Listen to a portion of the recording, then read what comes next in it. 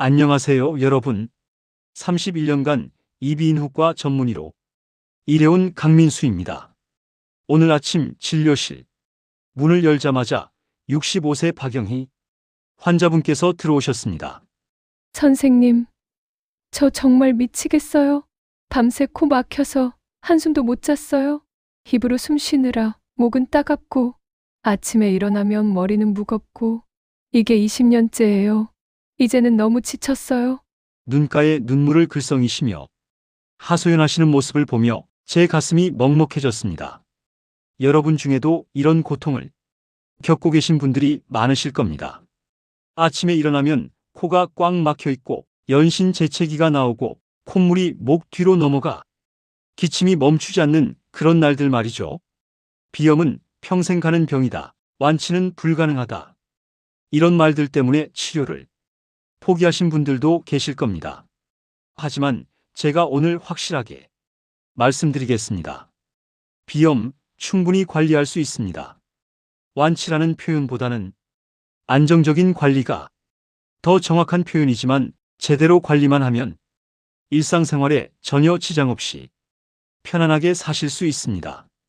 오늘 이 영상 하나면 여러분이 지난 수십 년간 고생하셨던 비염 문제의 90%는 해결하실 수 있습니다. 제가 31년간 수만 명의 환자를 치료하며 터득한 모든 노하우를 오늘 여러분께 공개하겠습니다. 끝까지 집중해 주시기 바랍니다. 자, 그럼 시작하겠습니다. 먼저 비염이 왜 생기는지부터 이해하셔야 합니다.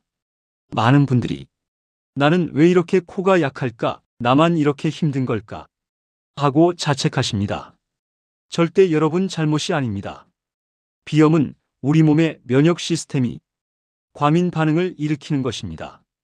쉽게 말씀드리면 우리 몸의 경비병들이 너무 예민해져서 별것 아닌 것들도 적으로 판단하고 공격하는 겁니다.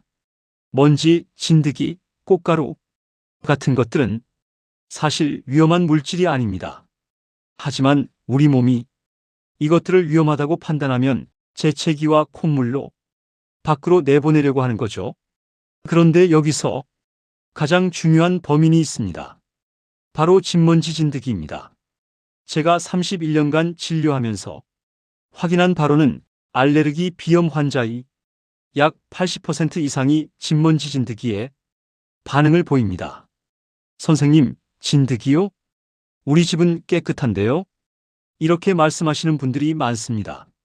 하지만 진먼지 진드기는 눈에 보이지 않습니다.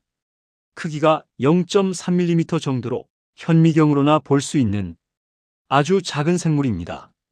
이 녀석들은 우리가 떨어뜨리는 피부 각질을 먹고 삽니다. 그리고 가장 좋아하는 환경이 바로 침대, 베개, 소파입니다. 따뜻하고 습하고 먹이가 풍부한 천국이죠. 선생님, 제가 젊었을 때는 괜찮았는데 나이 들수록 더 심해지는 것 같아요. 71세 이순자 환자분께서 하신 말씀입니다. 맞습니다. 실제로 나이가 들수록 비염이 심해지는 경우가 많습니다. 이유가 뭘까요? 첫째, 면역력이 떨어지면서 코 점막이 더 예민해집니다. 둘째, 장년층, 노년층이 되면 집에 계시는 시간이 길어지죠. 퇴직 후 집에서 보내는 시간이 많아지면 진먼지 진드기에 노출되는 시간도 길어집니다. 셋째, 요즘은 집이 너무 밀폐가 잘 됩니다. 옛날 한옥은 바람이 솔솔 통했습니다. 하지만 요즘 아파트는 단열이 너무 잘 되어 있어서 환기가 안 됩니다. 여기에 겨울철 난방으로 실내가 따뜻하고 건조해지면 코점막은 더 예민해지고 동시에 가습기를 과도하게 틀면 습도가 높아져 진드기가 증식합니다. 악순환이 시작되는 거죠. 실제 사례를 하나 들려드리겠습니다. 68세 김철수 어르신은 3년 전 퇴직 후 비염이 갑자기 심해지셨습니다. 선생님, 직장 다닐 때는 이렇게까지 심하지 않았는데 집에만 있으니 코가 미칠 것 같아요.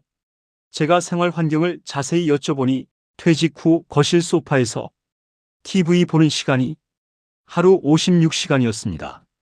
그 소파가 10년 된 천소파였고 한 번도 세탁한 적이 없으셨습니다. 소파 커버를 벗겨 진드기 검사를 해봤더니 상상을 초월하는 수치가 나왔습니다. 소파를 가죽 소파로 바꾸고 침구 관리를 철저히 한 후 어르신의 증상은 70% 이상 호전되었습니다.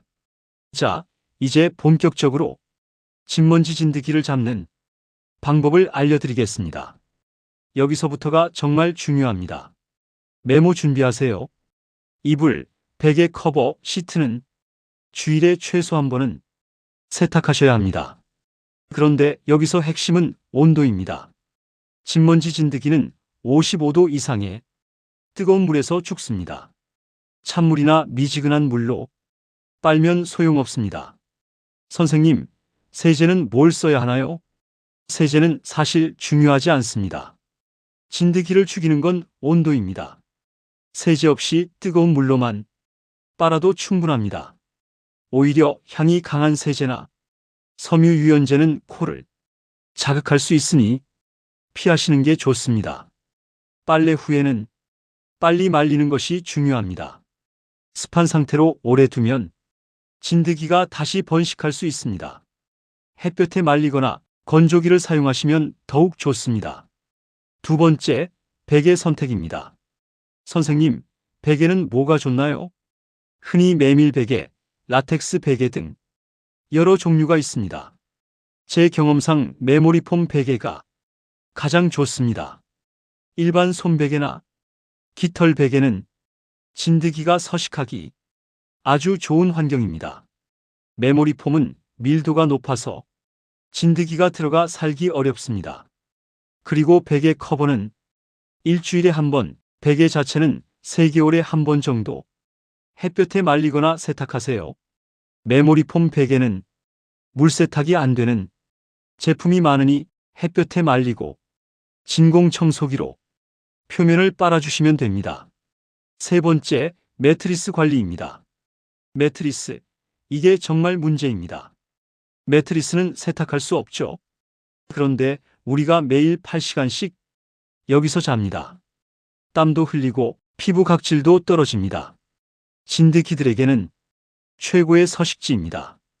해결책은 매트리스 전면 커버를 사용하는 겁니다. 지퍼로 매트리스를 360도 완전히 감싸는 커버 말입니다. 일반 매트리스 커버가 아니라 방수가 되고 진드기가 통과하지 못하는 특수 소재로 된 커버입니다. 타이백 소재나 이와 유사한 제품을 사용하시면 됩니다. 약국이나 온라인에서 알레르기 방지 매트리스 커버 또는 진드기 차단 매트리스 커버로 검색하시면 나옵니다. 가격은 조금 비쌀 수 있습니다. 싱글 기준 510만 원 정도 합니다. 하지만 이 투자 하나로 비염이 50% 호전된다면 절대 비싼 게 아닙니다. 제 환자 중 한 분은 이 커버 하나 씌운 것만으로도 20년간 먹던 약을 끊으셨습니다. 네 번째, 청소 방법입니다. 청소기는 반드시 헤파 필터가 장착된 제품을 사용하세요. 일반 청소기는 먼지를 빨아들이긴 하지만 배기구로 미세먼지를 다시 뿜어냅니다.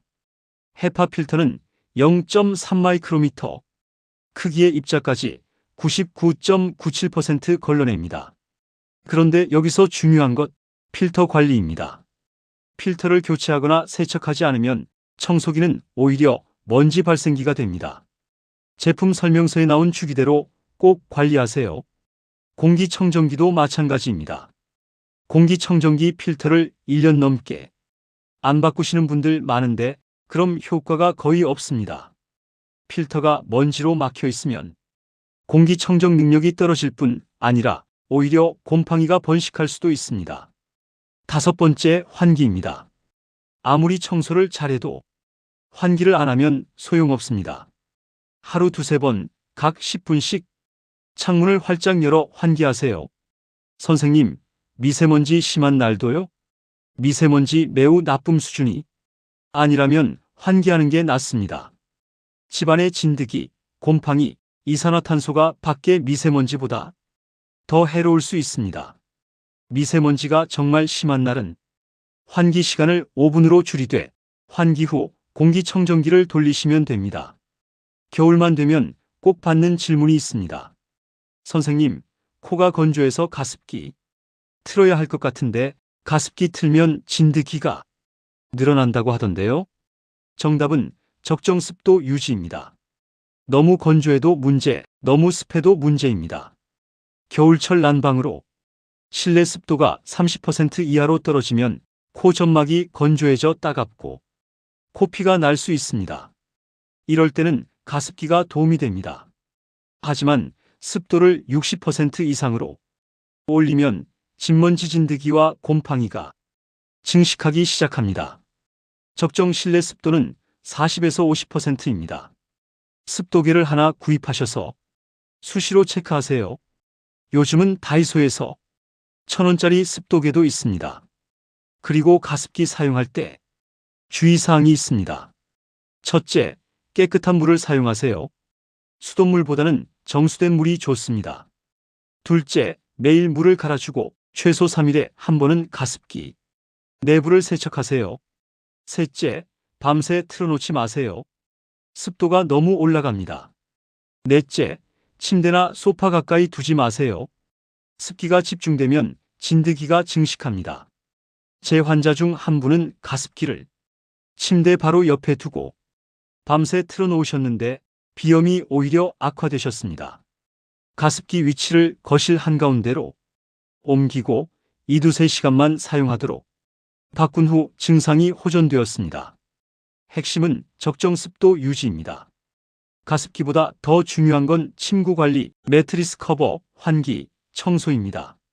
선생님, 저는 비염인지 감기인지 잘 모르겠어요. 이렇게 물으시는 분들이 많습니다. 간단한 자가 진단법을 알려드리겠습니다. 비염의 3대 증상은 재채기, 특히 아침에 연속으로 맑은 콧물 물처럼 줄줄 흐르는 코막힘, 특히 밤에 누우면 심해지는 이 세 가지가 2주 이상 지속되면 비염일 가능성이 높습니다. 감기는 보통 일주일 정도면 좋아지지만 비염은 계속 반복됩니다. 추가 증상들에는 눈이 가렵다, 특히 눈 안쪽, 코 옆, 목이 간질간질하다, 냄새를 잘 못 맡는다, 머리가 무겁고 집중이 안 된다, 잠을 자도 개운하지 않다. 특히 눈 가려움증은 비염의 매우 특징적인 증상입니다. 양쪽 눈 안쪽, 코와 가까운 부분이 가려우면 거의 확실히 알레르기 비염입니다. 자, 이제 가장 중요한 치료 이야기를 하겠습니다.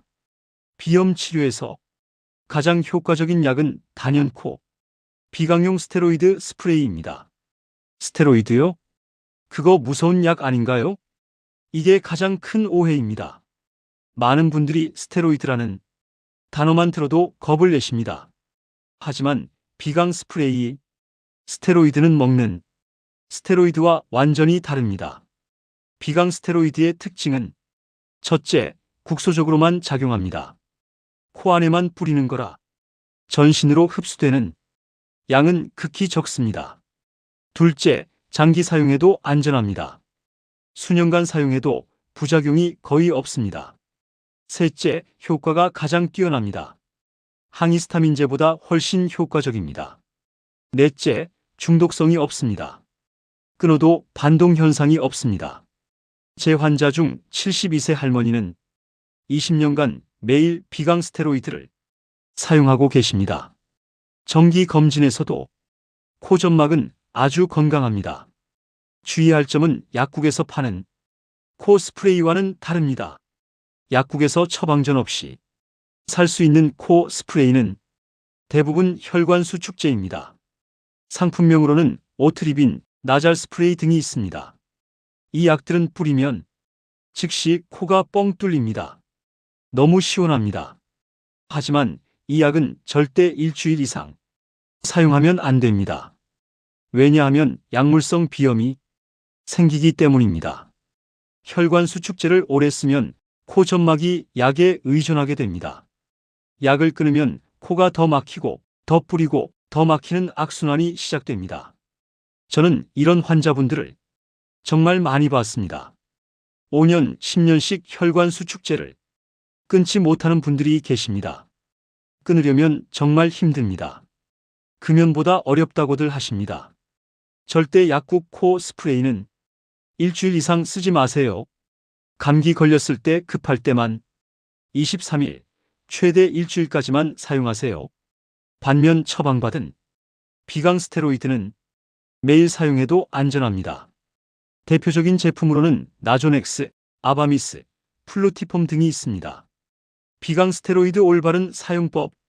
이게 정말 중요합니다. 잘못 쓰면 효과도 없고 부작용만 생깁니다. 1단계 코를 풀어 깨끗이 합니다.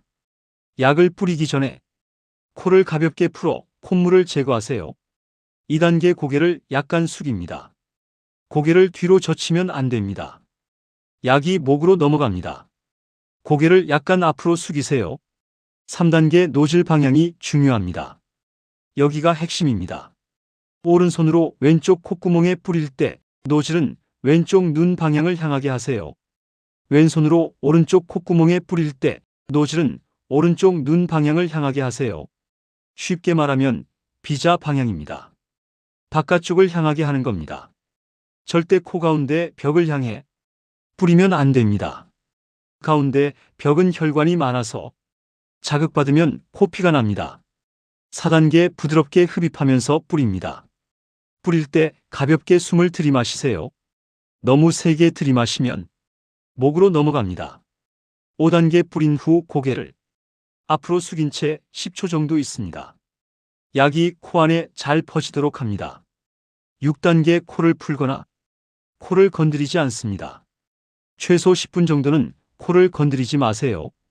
코피가 나면 비강 스테로이드를 쓰다 코피가 나는 분들이 있습니다. 이럴 땐 일단 약을 일주일 중단하세요. 그리고 항생제 연고후시딘, 마데카솔 등을 면봉에 묻혀 코 안쪽에 살살 발라주세요. 하루 23회, 일주일 정도 바르 코 점막이 회복됩니다. 그 후 다시 비강 스테로이드를 사용하되 노즐 방향을 더 바깥쪽으로 하세요. 얼마나 써야 효과가 있나요? 비강 스테로이드는 즉시 효과가 나타나지 않습니다.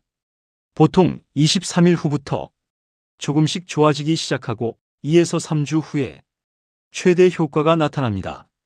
그래서 2일 썼는데 효과 없어요라고 바로 끊으시면 안 됩니다. 최소 2주는 꾸준히 사용해야 판단할 수 있습니다. 식염수 코세척은 약이 아니라 보조치료입니다. 하지만 효과는 정말 뛰어납니다. 제가 31년간 진료하며 확신하는 것은 비강 스테로이드, 환경관리, 식염수 코세척 이 세 가지만 제대로 하면 대부분의 비염은 안정적으로 관리됩니다. 식염수 코세척이 필요한 경우는 첫째, 감기에 걸렸을 때, 둘째, 축농증이 있을 때, 셋째, 꽃가루나 먼지에 많이 노출된 후, 넷째, 후비루가 심할 때, 다섯째, 코딱지나 가래가 많이 낄 때, 시중에 코세척 전용 기구들이 많이 나와 있습니다. 코클린, 비강세척기 등의 이름으로 판매됩니다. 약국이나 온라인에서 1만에서 3만 원 정도에 구입할 수 있습니다. 그리고 전용 소금포를 사용하세요. 일반 소금은 절대 안 됩니다. 농도 조절이 어렵고 첨가물이 들어있을 수 있습니다. 전용 소금포는 0.9% 생리식 염수 농도로 맞춰져 있어 따갑지 않습니다. 물은 어떤 걸 써야 하나요? 절대 수돗물을 그대로 사용하면 안 됩니다.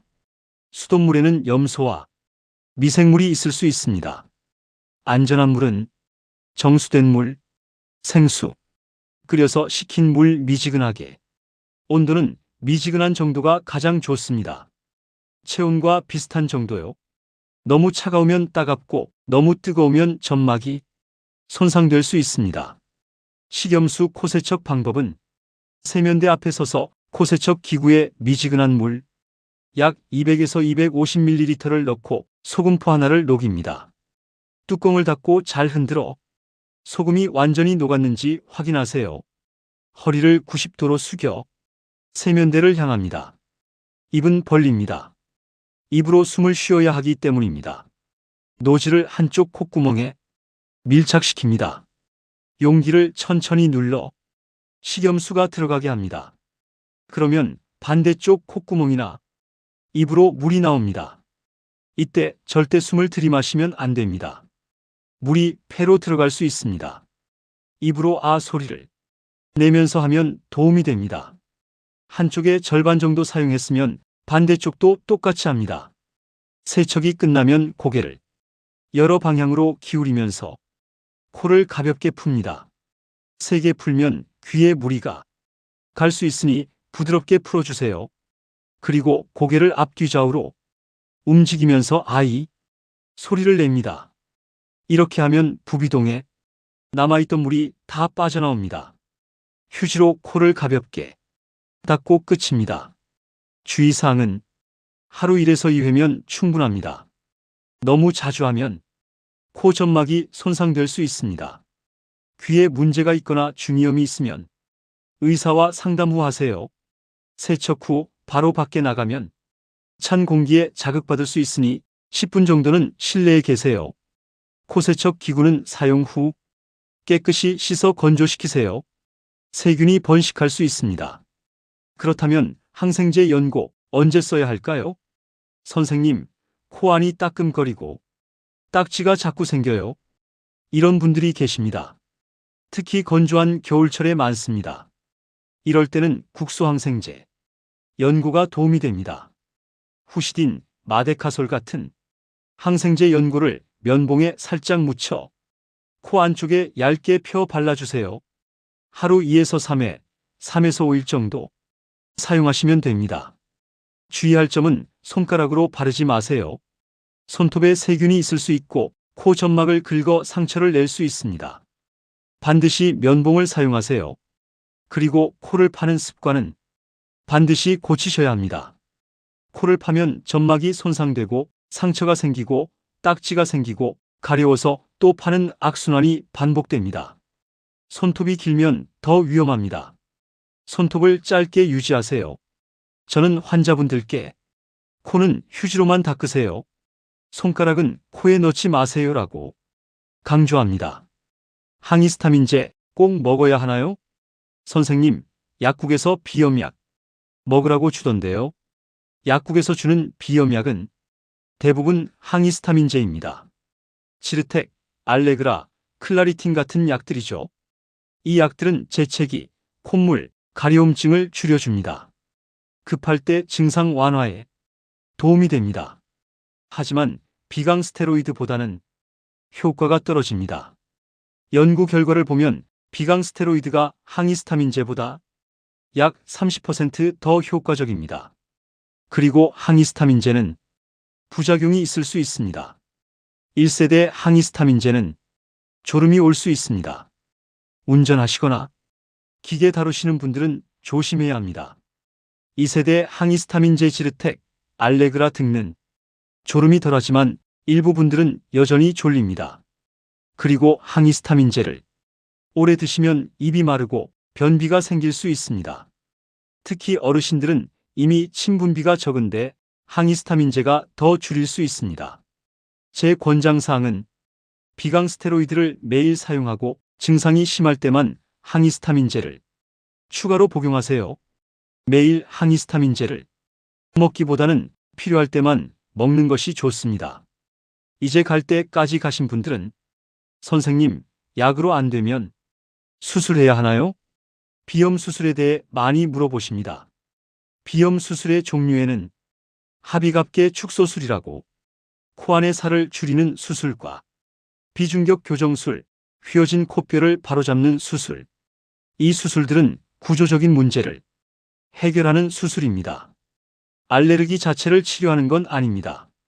수술이 필요한 경우는 비중격이 심하게 휘어져 한쪽 코가 완전히 막힌 경우, 합의갑계가 너무 커져서 약물로 조절이 안 되는 경우, 만성 부비동염 축농증이 있어 약물 치료에 반응하지 않는 경우, 하지만 대부분의 비염은 수술 없이도 관리 가능합니다.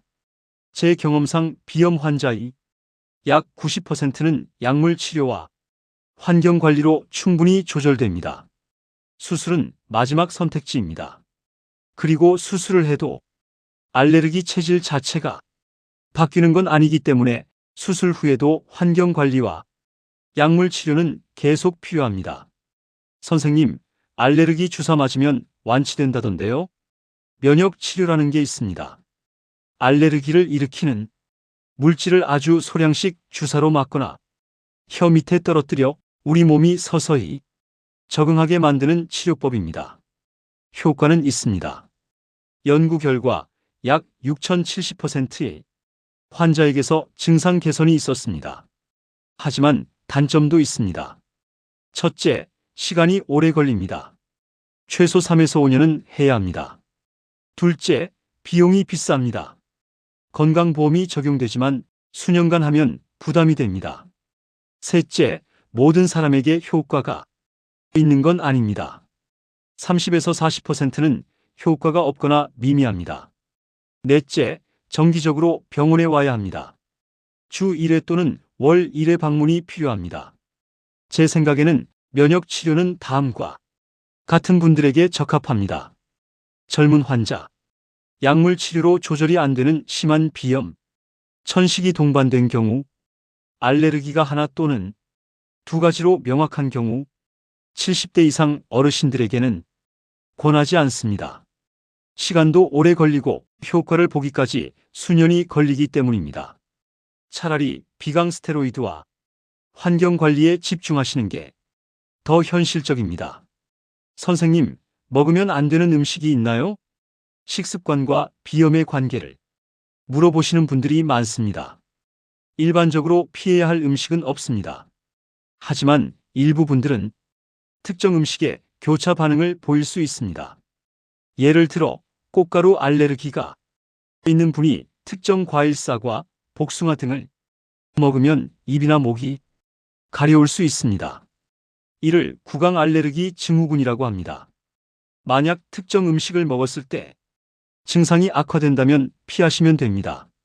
하지만 무작정 이것저것 제한하실 필요는 없습니다. 도움이 되는 식습관은 물을 충분히 마시세요. 하루 1.5에서 2리터, 비타민C가 풍부한 과일과 채소, 오메가3가 풍부한 생선, 고등어, 삼치, 연어, 프로바이오틱스, 김치, 요구르트 등 이런 음식들이 면역력 강화에 도움이 됩니다. 그리고 술과 담배는 반드시 피하세요. 술은 혈관을 확장시켜 코막힘을 악화시킵니다. 담배는 코 점막을 직접 자극하고 손상시킵니다. 간접 흡연도 마찬가지입니다. 비염은 계절에 따라 증상이 달라집니다. 봄철에는 꽃가루 알레르기가 심한 시기입니다. 꽃가루가 많이 날리는 날은 외출을 줄이세요. 외출 시 마스크 착용, 귀가 후 즉시 샤워하고 옷 갈아입기, 창문을 닫고 공기청정기 사용, 빨래를 실내에서 말리기. 여름철에는 습도가 높아 곰팡이와 진먼지 진드기가 증식합니다. 에어컨 필터 청소, 제습기 사용으로 습도 조절. 장마철에는 환기를 자주, 곰팡이가 생기지 않도록 욕실 주방 관리. 가을철에는 환절기로 증상이 악화될 수 있습니다. 일교차가 크니 옷 조절, 감기 예방. 건조해지기 시작하니 수분 섭취. 겨울철에는 건조함과 실내 생활 증가로 증상 악화. 적정 습도 유지 40에서 50%. 난방기 청소. 침구 관리 철저히. 코 보습 식염수 스프레이. 자, 지금까지 많은 내용을 말씀드렸습니다. 선생님, 이걸 다 어떻게 해요? 압도되실 수 있습니다. 하지만 걱정 마세요. 우선순위를 정해드리겠습니다. 1단계로 필수 반드시 하세요. 병원에서 처방받은 비강 스테로이드 매일 사용. 침구 일주일에 한 번 55도 이상 뜨거운 물로 세탁. 매트리스 전면 커버 씌우기. 이 세 가지만 해도 증상이 50% 이상 좋아집니다. 2단계는 중요 꼭 하시면 좋아요. HEPA 필터 청소기와 공기청정기 사용. 하루 23번 환기. 메모리폼 베개 사용. 여기까지 하시면 7080% 호전됩니다. 3단계로 보조. 여유 있으면 추가하세요. 식염수 코세척, 항히스타민제, 적정 습도 유지. 73세 정수진 할머니는 처음에 이걸 다 할 자신이 없다고 하셨습니다. 그래서 저는 1단계 3가지만 우선 해보시라고 권했습니다. 한 달 후 재방문하셨을 때 선생님, 30년 만에 코로 숨을 쉬어요. 라며 감격해 하셨습니다. 그 후 자신감이 생기셔서 2단계, 3단계까지 실천하셨고 지금은 약도 거의 안 쓰십니다. 비염 관리에서 가장 중요한 건 꾸준함입니다. 완치라는 개념보다 장기 관리라고 생각하세요. 고혈압, 당뇨처럼 평생 관리하는 질환입니다. 하지만 제대로 관리하면 전혀 불편 없이 사실 수 있습니다. 포기하지 마세요.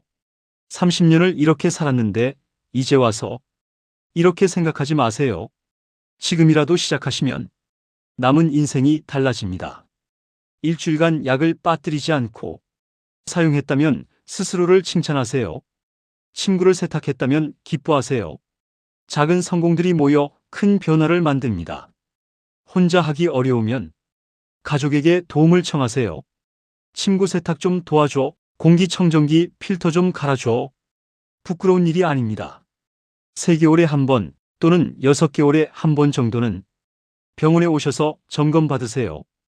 약이 잘 맞는지, 코 상태는 괜찮은지 확인하는 것이 중요합니다. 여러분, 긴 시간 함께 해주셔서 감사합니다. 오늘 제가 31년간 이비인후과 전문의로 일하며 깨달은 모든 것을 말씀드렸습니다. 비염 두렵지 않습니다. 제대로 알고 제대로 관리하면 충분히 조절할 수 있습니다. 다시 한번 핵심을 정리하겠습니다.